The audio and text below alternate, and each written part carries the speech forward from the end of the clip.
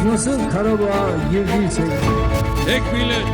tek bayrak, tek vatan, tek devlet. Türk'ün yolu Zengezur'dan, Karabağ'dan geçer.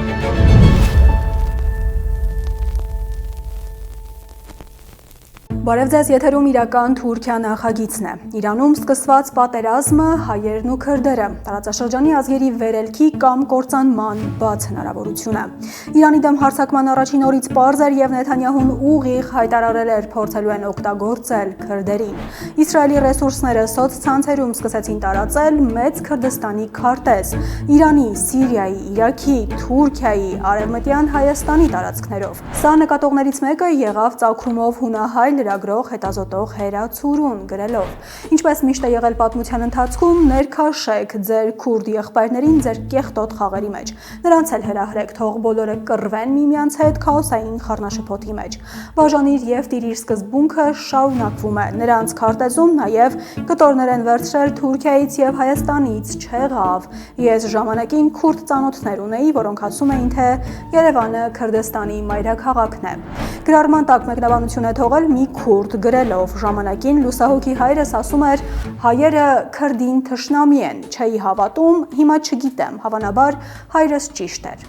Քրդին իհարկե փորձում են ուշքի բերել մեկնաբանություններում, բայց սա նույնպես թուրքական պետության վարած քաղաքականության հետևանքն է։ Ավելի վաղ իրական Թուրքիա նախագծի շրջանակում ներկայացրել են հարցազրույցներ Իրաքյան Քրդստանից լրագրող Հեմն Մամրաշի հետ, որն ամեն տարի ապրիլի 24-ին Ծիծեռնակաբերդի բարձունքում է լինում։ Հարցազրույցներն ու նախագծի նախորդ 7 տասնյակ էպիզոդները հասանելի են Alpha News-ի բոլոր հարթակներում։ Իրական Թուրքիա նախագծի այս թողարկմանը դիտեք։ Թուրքիայի եւ Ադրբեջանի միջով սև կատու է անցել մեկ ազգ երկու պետություն լոզունգի եւ եղբայրության ինտրիգները։ Azerbaycan'ın hani beni bağışlasınlar bu kadar yüksek perdeden konuşmayı gerektirecek gerisinde çok güçlü bir şeyleri de yok yani. Վերանը փրփուր առած Ալիևը բռունցք է թափ տվել Իրանի դեմ ու հիշեցրել, թե այդ բռունցքով ջարդել է հայերի գլուխը։ Azerbaycan'ı korkutmak, Azerbaycan'a karşı öz çirkin əməllərini Ինչն է ավելի կարևոր Թուրքիայի համար, կանխել քրդական ռումբի պայթյունը, փրկել Թուրքիան մասնատումից, թե հանուն թուրքական աշխարհի մտնել պայթյունավտանգ պատերազմի մեջ։ Tabii doğal olarak Türkiye bu denklemin içerisinde yer alır, yer almak zorunda. Եվ հարցազրույց այս օրերի Խվանտոբել Շվեյցարիայի խորհրդարանի падգամավոր, եթե Թուրքիան եւ Ադրբեջանը մնան անպատիժ, Հայաստանից կբոկեն ամեն ինչ կտոր առ կտոր։ But if you go too far to have this, then you lose what you had in the last 1,700 years. Եվ այսպես, Իրանի դեմ Միացյալ Նահանգների եւ Իսրայելի պատերազմի երկրորդ շաբաթն ավելի վտանգավոր է դառնում Հայաստանի համար, հրթիռներ են ընկել Նախիջևանի վրա, եւ Բաքվում օկուպանտը հիստերիկ զայրույթ է ցույց տալիս։ Այնպիսի զայրույթ, որ թուրքական հեռուստաեթերում այսպիսի մեկնաբանություն է հնչում։ Çok açık net söyleyeyim. Yani Azerbaycan'ın kızgınlığı şu an o kadar çok yüksek ki Azerbaycan'la İran arasında her an her şeyin olma ihtimali çok yüksek. Ադրբեջանի զայրույթ այնքան մեծ է, որ Ադրբեջանի եւ Իրանի միջև ամեն պահ եւ ամեն ինչ հնարավոր է։ Եվ քանի դեռ Հայաստանում ոմանք ընդգծում են Իրանի զոհված գերագույն առաջնորդի դիրքորոշումը Արցախի մասին, թուրքերի համար անմոռանալի է Սյունիքի եւ Զանգեզուրի միջանցք կոչվածի հարցում Այաթոլլահ Խամենեիի բացառիկ հրապարակավ դիմադրությունը, պաշտպանությունը ուղղված Հայաստանին։ İsrail'den önce de zaten İran-Azerbaycan ilişkileri çok gergindi. Ermenistan meselesi, Karabağ meselesi. Իսրայելից առաջ արդեն իսկ Իրան-Ադրբեջան հարաբերություններում շատ լարվածություն կար։ Հայաստանի հարցով, Ղարաբաղի հարցով, Իրանում ապրող ադրբեջանցի թուրքերի հարցով։ Հիմա առաջարկում ենք հիշել ու տեսնել, թե ինչ խայտառակ ու հիստերիկ հայտարարություններ է արել Ալիևը ուղղված Իրանին, ապա դրանց թուրքական արձագանքը եւս կներկայացնենք։ Azərbaycan dövləti bu çirkin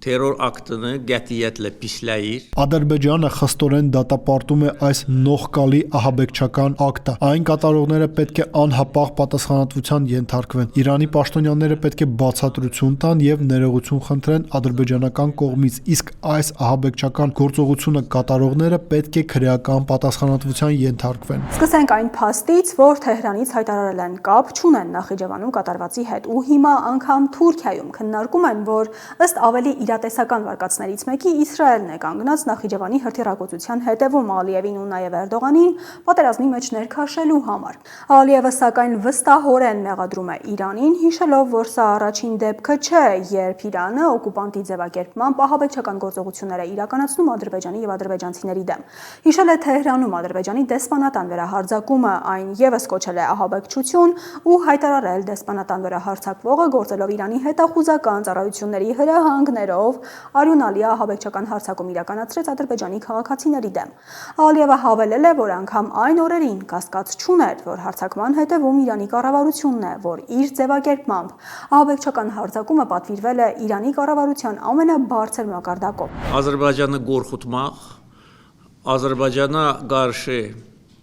öz çirkin əməllərini Ադրբեջանին վախեցնելու եւ Ադրբեջանի դեմ նողկալի գործողություններ կատարելու նպատակով ահաբեկչական այդ ակտը պատվիրվել է Իրանի կառավարության ամենաբարձր մակարդակով։ Մենք չենք հանդուրժի այս անարդարացի ահաբեկչական գործողությունը եւ Ադրբեջանի դեմ ուղղված ագրեսիան։ Իրանական կողմին ըստ Ալիևի փորձել են համոզել, թե Ադրբեջանի տարածքը չի օգտագործվի հարևան որևէ պետության դեմ, սակայն Իրանից մեղադրանքներ են հնչել անցած ամռանը տեղի ունեցած պատերազմից հետո, որոնք Ալիևը որակում է անհիմն, բայց հետո անում է այնպիսի հայտարարություն, որը տարածքային ուղիղ հավակնություն է Իրանի դեմ։ İran dövlət qurumlarının nəzarətində olan media resursları Պետական վերահսկողության տակ գտնվող լրատվամիջոցները Ադրբեջանի դեմ նողկալի զրպարտող արշավ սկսեցին Ադրբեջանին վարկաբեկելու եւ Իրանում մեր հայրենակիցների կարծիքը փոխելու համար, որովհետեւ նրանք լավ գիտեն, որ այսօրվա անկախ ադրբեջանական պետությունը հույս է Իրանում ապրող շատ ադրբեջանցիների համար։ Վերջում էլ Ալիևն Իրանի վերնախավին կոչել է անշտորակալ, ստոր ու սպառնացել երկաթե բռունցքով։ istənilən bəd qüvvəyə qarşı bizim dəmir yumruğumuzu onlar Մենք երկաթե բռունցքով ջարդեցինք նրանց գլուխները, ովքեր ցանկանում էին փորձել մեր ուժը։ Այսօրվա միջադեպը կհանգեցնի նույն արդյունքին։ Երկաթե բռունցքով ջարդեցինք նրանց գլուխները, ովքեր ցանկանում էին փորձել մեր ուժը։ Ալիևի այս ֆրազը Հայաստանի մասին է, որի հետ հիմա իբր խաղաղություն է հաստատել։ Հայաստանում Ալիևի այս հայտարարությանը որևէ մեկը չի արձագանքել։ Եվ քիչ առաջ ներկայացվածի հակառակ երեսը նույնպես կա։ Նախիջևանում ընկած հրթիռները խոցել են Թուրքիա-Ադրբեջան հարաբերությունները։ Ալիևի հիստերիկ զայրույթը Թուրքիայում բոլորը չէ, որ խելամիտ են համարել։ Մանավանդ Թուրքիային Իրանի դեմ պատերազմում ներքաշելու ակնարկները սոցցանցերում ադրբեջանցիների կողմից, որոնք կարծես թե չափազանց լուրջ են ընդունել մեկ ազգ, երկու պետություն լոզունգը։ Eğer Azerbaycan'la Türkiye'yi mukayese ettiğimizde bizim öfkelenmemizi gerektirecek çok daha fazla sebebimiz var. Եթե համեմատենք Թուրքիան ավելի շատ պատճառներ ունի Իրանի վրա այդպես զայրանալու համար, քան Ադրբեջանը, բայց այստեղ պետք է գործել բանականությամբ, ոչ թե հույզերով, ոչ թե մեր զգացմունքները գրգռող զայրույթով, եւ Թուրքիան առողջ բանականությամբ է ուսումնասիրում այստեղ տեղի ունեցողը։ Հակառակ դեպքում կարող ենք պարզապես ասել՝ մտնենք Իրան, եւ Թուրքիան մեծ պետություն է, անգամ քննարկելու կարիք չկա։ Kaldı ki Azerbaycan'ın hani beni bağışlasınlar bu kadar yüksek perdeden konuşmayı gerektirecek gerisinde çok güçlü bir şeyleri de yok yani. Ադրբեջանը ներողություն եմ խնդրում ասելու համար չունի որևէ առանձնահատուկ ուժեղ կարողություն, որի հիմքով կարող են նման բարձրագույն հայտարարություններ անել։ Նրանք նման պայքարի ուժ պարզապես չունեն։ Յուրաքանչյուր ինքնիշխան անկախ պետություն կարող է անհրաժեշտության դեպքում օգտագործել նման արտահայտություններ իր իրավունքներն ու օրենքները պաշտպանելու համար, բայց դրա կարիքը այստեղ չկա։ Մանավանդ երբ հարևանությամբ կա շատ ավելի փորձառու պետություն, փորձում են բացատրել ու հասկացնել Ադրբեջանին։ Her zaman senin yanında olmuş, sana kardeş demiş. İşte Karabağ'da 30 yıllık zulmü ortadan kaldırmış. Պետություն, որը միշտ եղել է ձեր կողքին, ձեզ եղբայր է անվանել եւ վերջը դրել 30-ամյա ճնշումներին Ղարաբաղում փոխելով սահմանն ու քարտեզը։ Ու ինչպես տեսակ, ստացվում է եւս մեկ խոստովանություն Արցախում կատարվածում Թուրքիայի դերի մասին։ Ինչն ի դեպ այնքան էլ Բաքվի սրտով չէ։ Ու եթե մի օր Թուրքիան եւ Ադրբեջանը հրապարակավ հակասությունների ու լարվածության մեջ լինեն, ով վերցրեց Արցախը հարցը այդ լարվածության մեջ լինելու է գլխավոր պատճառներից մեկը։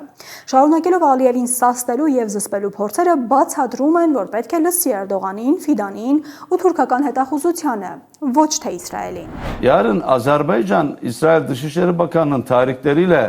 farklı bir rotaya girdiğinde Türkiye'yi de peşinden sürüklemeye kalkarsa bu yazık olur. Եթե վաղն Ադրբեջանը Իսրայելի արտգործնախարարի ցուցումով այլ ուղի ընտրի եւ փորձի ներքաշել նաեւ Թուրքիան, ամոթ կլինի։ Կա մեր տարիների գործունեության արդյունքում ստեղծված ուժեղ սիներգիա, չպետք է վատնենք այն։ Հետևաբար, կարծում եմ Ադրբեջանը պետք է անընդհատ խորհրդակցի Թուրքիայի հետ եւ մշակի համատեղ քաղաքականություն։ Թուրքիան չի աջակցի որևէ մոտեցման, որը կարող է վնասել Ադրբեջանին։ Նրանք պետք է վստահեն Թուրքիային։ Yani orada da Türkiye'ye güvenecek.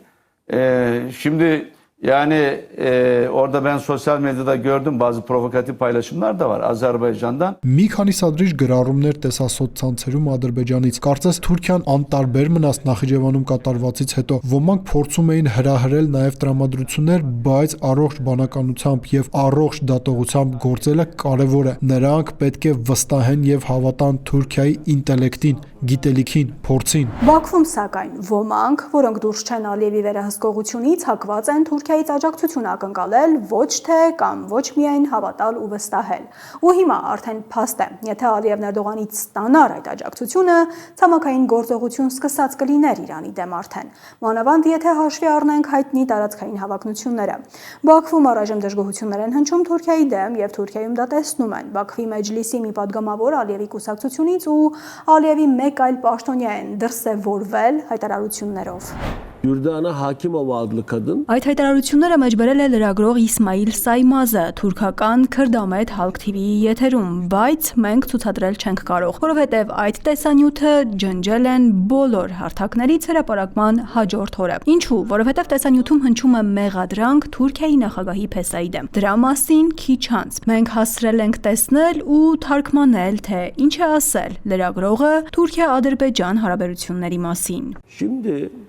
Այդ հայտարարությունների մեջ նրանք ասում են Թուրքիայի հետ երկու եղբայրական երկրներ ենք։ Թուրքիային աջակցությունը ադրբեջանական հասարակական կարծիքում կազմում է 95%։ Նրանք ասում են, որ պատժել են մնացած 5% փոքրամասնությանը, որը դեմ էր Թուրքիային։ Նրանք նույնիսկ անուններ են տալիս։ Սակայն նրանք ասում են, որ Թուրքիայում նույն մակարդակի համերաշխություն չեն տեսնում։ Գտել են մի ուսումնասիրություն, չգիտեմ որտեղից, ըստ որի Թուրքիայում 20% բացասական վերաբերմունք կա Ադրբեջանի նկատմամբ եւ ասում են պատճառը լրատվամիջոցներում եւ սոցցանցերում Ադրբեջանի նկատմամբ բացասական հրապարակումներն են։ başvurmadıkları gerekçesiyle Türkiye'ye başvuruyorlar. Ընդ որում հնչում է նաև հստակ կանոն, որին Բաքվում պատասխանատու են կարգել Ադրբեջանի դեմ բացասական հրապարակումները հովանավորելու համար։ Ըստ Ալիևի падգամավորի եւ ռեսուրսների այդ գործը հանձնեն առել Էրդողանի Փեսա Բերաթ Ալ-Բայրակն ու Ալ-Բայրակի եղբայրը։ Այս երկուսին մեղադրում են Ադրբեջանին Իսրայելի դաշնակից ներկայացնելու համար փորձերի մեջ։ Կարծես դա իրականությունը չէ։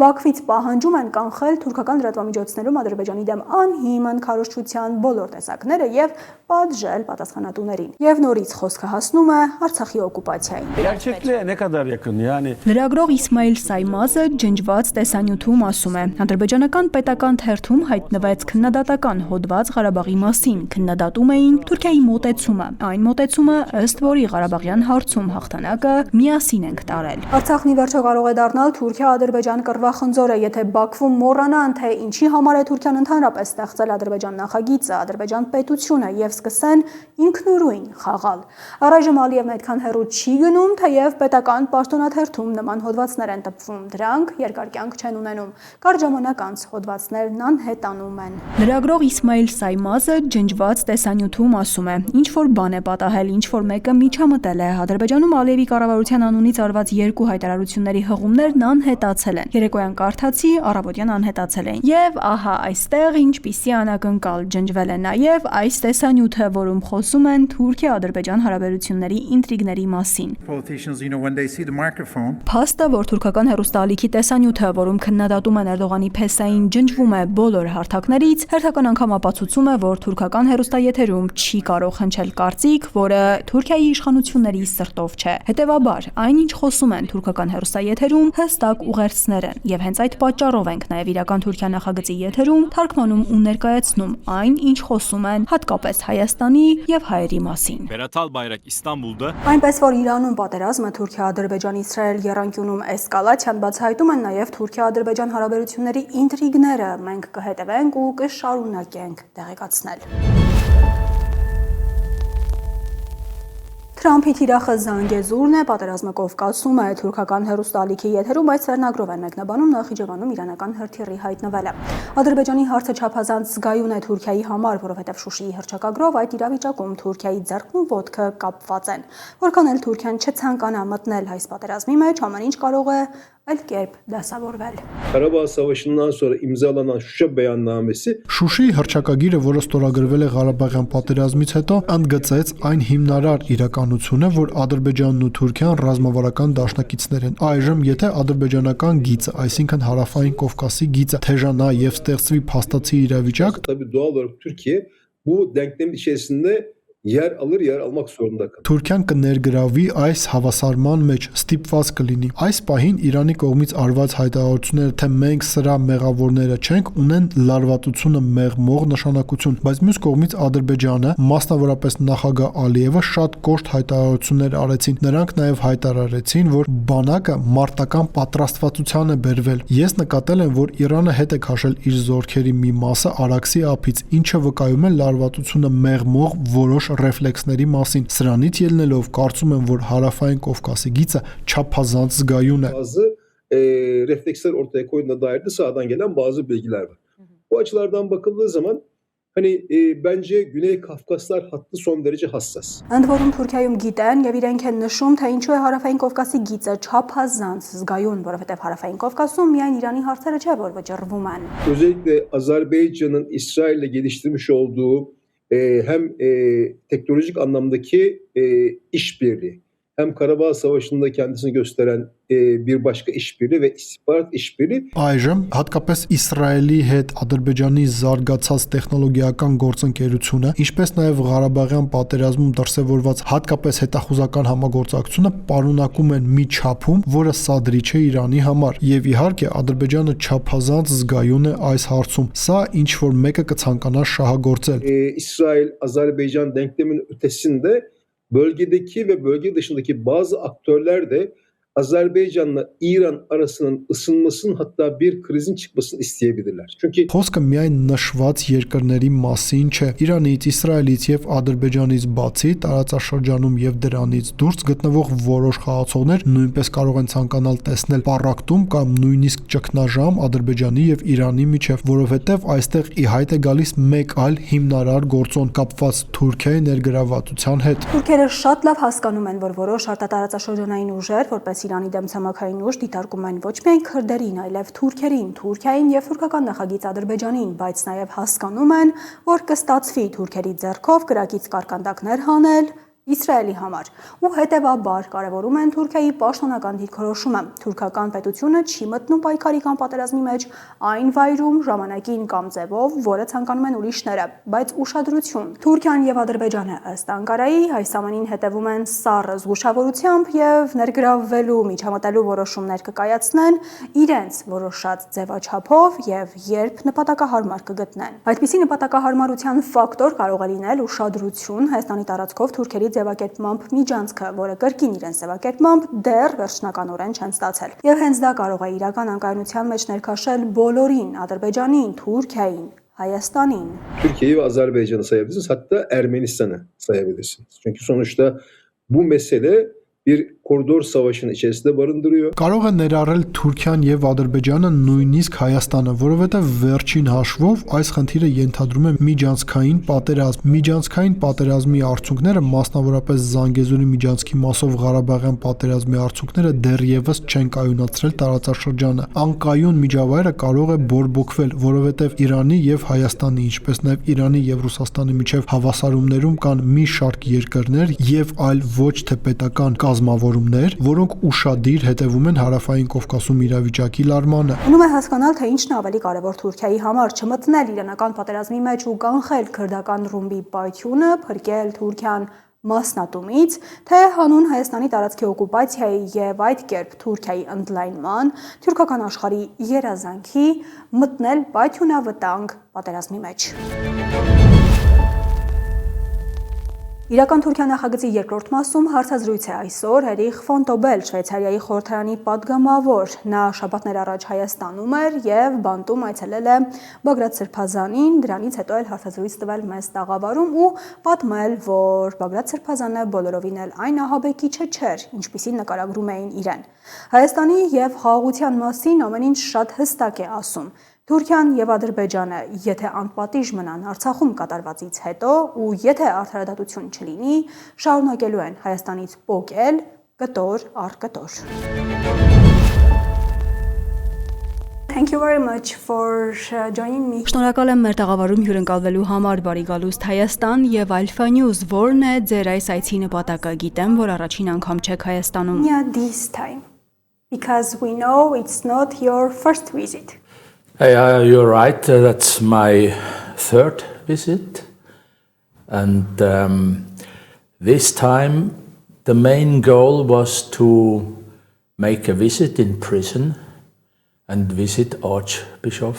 Bagrat. Ճիշտ եք, սա իմ երրորդ այցն է, եւ այս անգամ գլխավոր նպատակը բանտում Բագրատ arczepiskopos Գալստանյանին այցելելն էր։ Բայց մենք օգտագործեցինք այս հնարավորությունը նաեւ մի քանի այլ բաց հանդիպումներ ունենալու համար։ Օրինակ այստեղ ձեզ այցելելու, նաեւ կաթողիկոսի մոտ գնալու, Վիգենին, Բաքվի բանտից վերադարձած Վիգենին այցելելու համար։ 3 օրվա համար բավական խիստ օրակարգ ունեինք։ Սկզբում մտածում էի կգանք Հայաստան, կգնանք բանտ ու կվերադառնանք, բայց հիմա շնորհիվ քրիստոնեական համերաշխություն միջազգային կազմակերպության նախագահ Ջոն Այբների կազմակերպած հանդիպումների այստեղ լինելը ավելի կարևոր դարձավ։ Եվ այո, այս օրերին շատ բան արեցինք։ Interesting now to be here and yeah, we did a lot in these days now. About the tension between Armenian state and Հայաստանում պետության եւ եկեղեցու միջև լարվածության վերաբերյալ, որի մանրամասներին գիտեմ քաջատեղյակ եք, ձեզ կհարցնեմ հավանաբար ամենակարևորը։ Ինչու կա այս հակամարտությունը, այս լարվածությունը։ I mean, I'm not a specialist. I only hear and look and have an. Ես նման հարցերի մասնագետ չեմ, միայն տեսնում եմ, լսում եւ ունեմ իմ տպավորությունը։ I guess that some of the church leaders they don't like them because Կարծում եմ եկեղեցու որոշ առաջնորդներ կառավարությանը դուր չեն գալիս, որովհետև այդ եկեղեցականների համար կարևոր են ավանդական արժեքները, կարևոր է ազգի միասնական լինելը, եւ այդ պատճառով նրանց փորձում են բանտարկել, մեղադրել քրեական հանցանքներում այս կամ այն բանն ասելու հիմքով։ I guess that they try to make them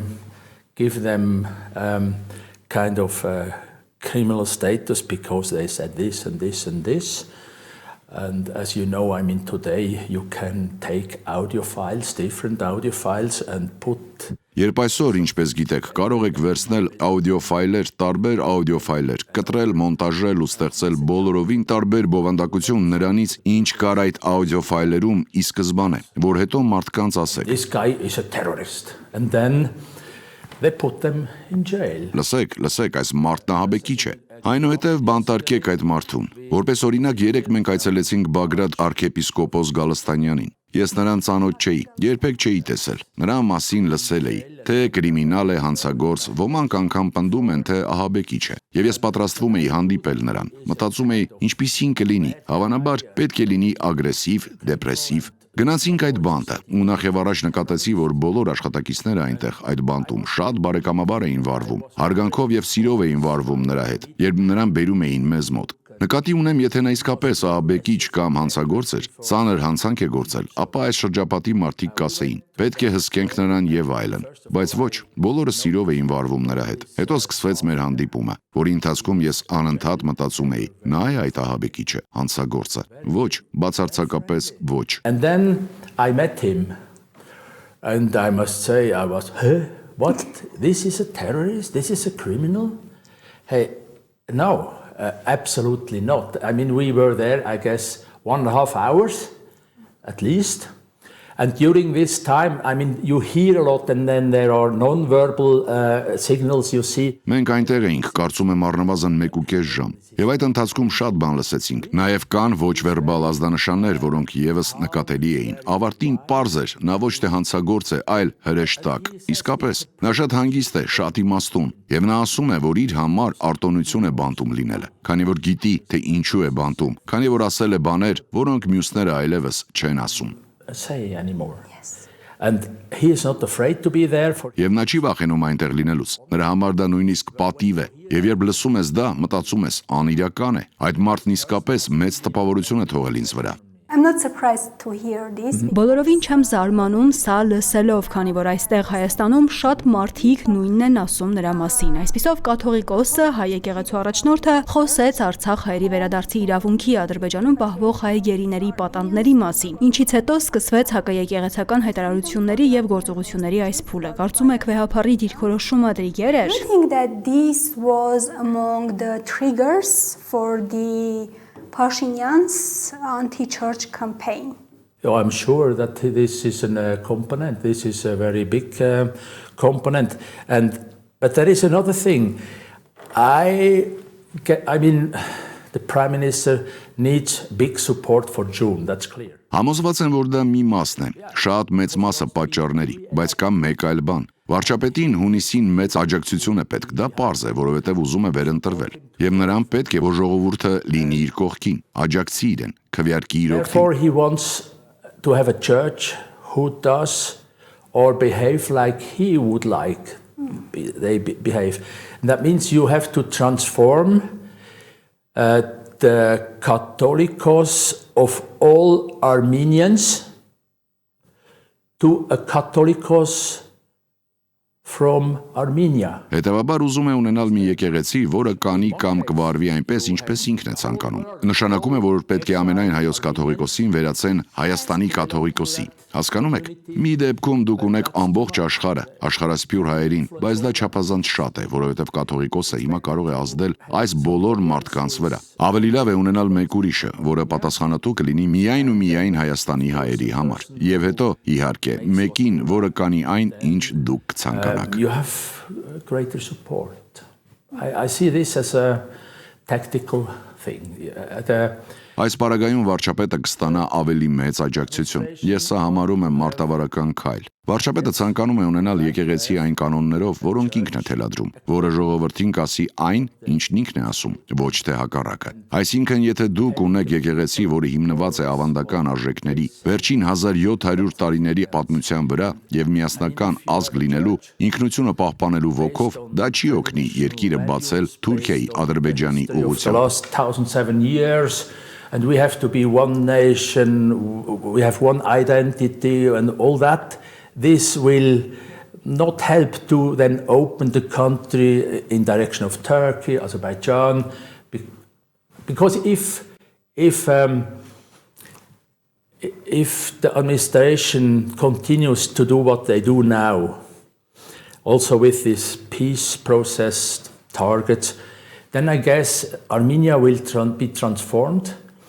Will open the borders, and in some years you don't have this Armenia as you have it now. Որովհետև եթե վարչակազմը շարունակի անել այն, ինչ անում է հիմա, նաև այս խաղաղության գործընթացի հետ կապված, ապա կարծում եմ, որ Հայաստանը կվերափոխվի, կբացի սահմանները ու մի քանի տարի անց դուք չեք ունենա այն Հայաստանը, ինչ ունեք հիմա։ Այն կկորցնի իր հոգևոր բովանդակությունը։ Միայն բիզնեսը կլինի օրակարգում, աշխատատեղերը կլինեն օրակարգում։ Only the business will be a topic, the jobs will be a topic and Այսինքն դա նորմալ է։ Ես հասկանում եմ, որ մարդիկ ցանկանում են աշխատանք, փող ունենալ, բայց եթե դուք չափազանց հեռու գնաք այդ ցանկություններով, կկորցնեք այն, ինչ ունեցել եք վերջին 1700 տարվա ընթացքում։ Then you lose what you had in the last 100 years. Our Prime Minister Մեր վարչապետը, ինչպես նաև Ադրբեջանի նախագահը պնդում են, թե Հայաստանի եւ Ադրբեջանի միջև խաղաղությունը հաստատվել է։ Բացի այդ, մենք լսում ենք, որ Հայաստանն ու Թուրքիան կարգավորում են հարաբերությունները։ Այսպիսով, դուք հավատում եք, որ Հայաստանի եւ Ադրբեջանի միջև խաղաղությունն արդեն հաստատված է։ So, do you believe that the peace between Armenia and Azerbaijan is already established? No. Ոչ։ Ինչու՞։ Because we have no really binding contracts yet. Որովհետև մենք դեռևս իսկապես պարտավորեցնող պայմանագրեր չունենք։ Իրականում ոչինչ չի ստորագրվել։ Այն ինչ նախաստորագրվել է, դեռ վերջնական տարբերակ չէ։ Եվ ինչպես ասեմ, այս խաղաղության գործընթացը ըստ էության վատ գաղափար չէ միասին խաղաղություն կնքել։ Նման բան ստորագրել եւ ավելի լավ հարաբերություններ ունենալ եւ գուցե նույնիսկ բաց սահմաններ, ինչ էլ որ լինի։ Սակայն եթե ունեք այս խաղաղության փաստաթղթերը եւ դրանք արդեն գրեթե ստորագրված են, բայց վերջնական չեն, եւ դուք նայում եք դրանց ու ոչինչ չեք գտնում Արցախի ժողովրդի վերադարձի իրավունքի մասին, ապա այս խաղաղության մեջ ինչ որ բան պակաս է։ But if you say, for example, we have these papers for peace and they are already nearly signed, but not definitive, and you look at that and you don't find anything about Artsakh, about the right of return of the people to Artsakh, then there is something missing in this peace. A very important thing is missing. Շատ կարևոր բան է պակասում, քանի որ 2023 թվականի սեպտեմբերին ամբողջ աշխարհն ասաց, որ կատարվածը հանցագործություն է։ Այնտեղ տեղի ունեցածը հանցագործություն է, էթնիկ զտում է։ And it's an ethnic cleansing. And it's clear we don't have to discuss about that. The people must have the right to return. 2023 in September, the whole world was talking like that and it was clear. And then a month later came October. Սա անգամ քննարկելու կարիք չկա։ Ժողովուրդը պետք է ունենա վերադարձի իրավունք։ 2023 թվականի սեպտեմբերին ամբողջ աշխարհն այսպես էր խոսում, եւ դա պարզ էր։ Հետո մեկ ամիս անց եկավ հոկտեմբերի 7-ը, եւ բոլոր լրատվամիջոցները, բոլորի տեսախցիկները ուղղեցին դեպի Գազան։ Այդպես է մինչև այսօր, կարծում եմ։ Այդ դեպքում Լեռնային Ղարաբաղ վերադառնալու հարցն օրակարգից դուրս մղվեց։ Մոռացան դրա մասին։ Այն անհետացավ հանրային տեսադաշտից։ Այսինքն հիմա կատարվածի համար պատասխանատու կողմն ասում է, Լեռնային Ղարաբաղի հարցը փակված է։ If this responsible person says the case Nagorno-Karabakh, the case is closed, then but listen, 2023, the whole world said it was a crime, it was not justice. Ինչ? Բայց չէ, որ 2023-ին ամբողջ աշխարհն ասում էր հանցանք է եղել, որից հետո արդարադատություն չի եղել։ Աշխարհն ասում էր, որ հայերը վերադառնալու իրավունք ունեն։ Եվ հիմա մենք պարզապես փակում ենք մեր աչքերն ու ասում, «Օ, ամեն ինչ կարգին է»։ Եկեք մոռանանք, պետք է առաջ նայենք։ We forget that. I mean, What will happen if we forget? Ինչ կլինի, եթե մոռանանք։ Then injustice stays as it is, and it is not correct. It is a very bad sign also. Հանարդարությունը կմնա այնպես, ինչպես որ կա հիմա եւ դա ճիշտ չէ, շատ վատ նշան է։ Նկատի ունեմ նախևառաջ այս մարդիկ ուզում են տուն գնալ։ Նրանք ուզում են տուն գնալ, տեսնելու իրենց եկեղեցիները, գերեզմանները, դպրոցները։ Նրանք ուզում են տուն գնալ, եւ նրանք չեն ուզում տուն գնալ 10 կամ 20 տարի հետո, երբ գուցե խաղաղության գործընթացը ինչ որ կերպ հաջողվի եւ նորից առանց Լեռնային Ղարաբաղի հարցը ներառելու։ Maybe is somehow successful, but still without the topic of Nagorno-Karabakh. Even if we Նույնիսկ եթե ունենանք ստորագրված խաղաղության համաձայնագիր Հայաստանի եւ Ադրբեջանի միջև եւ ընդհանրապես փակենք այս Լեռնային Ղարաբաղի Արցախի էջը, մոռանանք դրա մասին, արդյոք սա կստիպի Ադրբեջանի ղեկավարությանը խաղաղ ապրել հայերի հետ։ Azerbaijani leadership to live in peace with Armenians. If this was happened in September 2023 has no consequences. Եթե 2023 թվականի սեպտեմբերին կատարվածը որևէ հետևանքներ չունենա Ադրբեջանի համար, ապա շատ պարզ է, թե ինչ կլինի հետո։ Կտոր վերցնելու փուլը կսկսվի։ They say Nagorno-Karabakh, when we did that, we had some noise, everywhere some noise. And then it became quiet, and then they said, the case is closed. Let's get another piece of the salami, of the Armenian salami. We take the Sangasur corridor, we take Megri, a little bit of that, of the south. Բաքվում կմտածեն, Լեռնային Ղարաբաղում մեր գործն արեցինք, որոշ աղմուկ եղավ, հետո բոլորը լռեցին ու հիմա հարցը փակված է։ Եկեք վերցնենք հաջորդ կտորը, Զանգեզուրի միջանցքը, Մեղրին։ Գուցե աղմուկ կլինի, բայց վերջում կասեն հարցը փակված է։ Դրանից հետո կանցնեն հաջորդ կտորին, ապա մյուսին եւ 50 տարի անց Հայաստանը չի լինի։ Then we can take the next, and in 50 years Armenia has gone. If you know, it's a very. I mean, if somebody murders another person, you say, "Oh, it's okay. The case is closed." Now, no, you never do it like that. You have. Գիտեք, դա շատ նման է նրան, որ մեկը մարդ սպանի, բայց դուք ասեք, օ, ամեն ինչ կարգին է, խնդիրը լուծվել է, հարցը փակված է։ Այդպես չեք ասում, չէ՞։ Արդարություն պետք է լինի։ Երբ ես Հայաստանի հարավում էի, Իրանի սահմանի մոտ, խոսել եմ մարդկանց հետ, նրանք մի փոքր վախեցած են, որ հաջորդ կտորը, որը կվերցնեն, կարող է իրենց տունը լինի։ They were a bit afraid that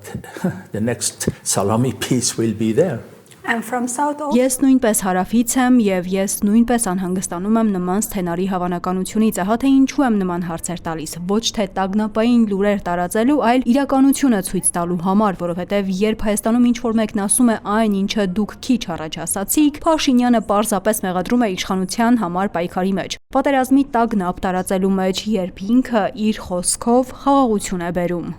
And they even told us more. We heard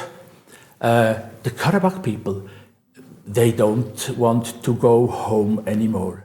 Նրանք նույնիսկ ավելին ասացին մեզ, ասացին Ղարաբաղցիներն այլևս չեն ուզում տուն գնալ, նրանց մեծ մասն այլևս չի ուզում վերադառնալ։ Որտեղից են նրանք դա իմանում։ Ես գիտեմ մարդկանց, ովքեր այցելել են Ղարաբաղցիներին, հարցում են անցկացրել եւ արդյունքը հրապարակային է։ They want to go home. Նրանք ուզում են տուն գնալ։ Եթե 1-2 հոգի են ասում, հարցը փակ է։ Նրանք դրա իրավունքը չունեն։ Որոշելու համար թե արդյոք հարցը կարող է փակվել, պետք է հարցնենք բոլոր ներգրաված անձանց, գոնե արցախցիներին, թե արդյոք ուզում են մոռանալ ամեն ինչ ու մնալ այստեղ։ Եթե բոլորն ասեն այո, ապա այդ ժամանակ հարցն այլ կլինի։ And can we close the case? And if they all say, yeah, you can close it, then it's something different. But go and ask them. Բայց գնացեք ու հարցրեք նրանց։ Ինչպես նաև մեկ մարդը չի կարող որոշել, որ հայերը պետք է մոռանան 1915 թվականին պատահածը, ասելով թե պետք է ապագային նայել։ One people who can decide if you that we are going to forget what happened in 1915.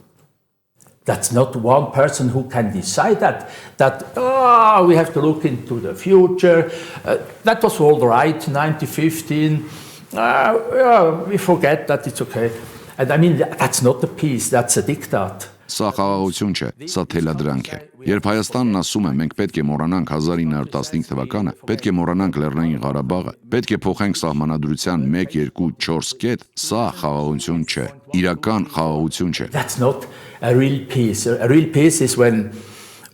all the parties agree not under pressure and not with the knife here. Իրական խաղաղությունն այն է, երբ բոլոր կողմերը համաձայնության են գալիս ոչ թե ճնշման տակ, ոչ թե դանակի սպառնալիքով, այլ երբ իսկապես հարցնում են ժողովրդին եւ հաշվի առնում պատասխանը։ Հարցնում են Լեռնային Ղարաբաղի խնդրում անմիջականորեն ներգրավվածներին, թե ինչ են նրանք ուզում, եւ այդ դեպքում միայն կլինեն իրեն ժողովրդի ներկայացուցիչը, ոչ թե բռնապետ։ There is representative of his people. They are not dictators. I will ask Ուղիղ կհարցնեմ, դուք Հայաստանը ժողովրդավարական երկիր համարում եք։ a democratic country. This I can't tell because Չեմ կարող ասել, քանի որ երբեք խորհրդարանում չեմ եղել։ Չգիտեմ ինչպես է այն գործում։ but if I hear that the case is closed and that 1915 is not important anymore, maybe it even didn't happen. Hey, I'm not so sure if the majority of the people thinks like that. And Բայց երբ լսում եմ Լեռնային Ղարաբաղի հարցը փակելու մասին, որ 1915 թվականը այլևս կարևոր չէ, գուցե նույնիսկ տեղի չի ունեցել, այդքան էլ վստահ չեմ, թե արդյոք ժողովրդի մեծամասնությունը այդպես է մտածում։ Խորհրդարանը սկզբունքորեն ներկայացնում է ժողովրդին։ Չգիտեմ, այստեղ ինչպես է աշխատում, բայց Շվեյցարիայում այդպես է։ Եվ երբ նրանք որոշումներ են կայացնում, ժողովրդի ձայն են, այդ սկզբունքով պետք է որոշումներ կայացվեն։ Սակայն այն, ինչ ես լսում եմ այստեղ, տեսնում եմ եկեղեցու դեմ հալածանքները, հարցեր են առաջանում, թե արդյոք այստեղ իսկապես ժողովրդավարություն է։ Այդքան էլ վստահ չեմ։ if this is really a democracy or not, I'm not so sure. Thank you. Շնորհակալ եմ հարցազրույցի համար։ Դուք դիտում եք իրական Թուրքիա նախագիծը, շնորհակալություն ուշադրության համար։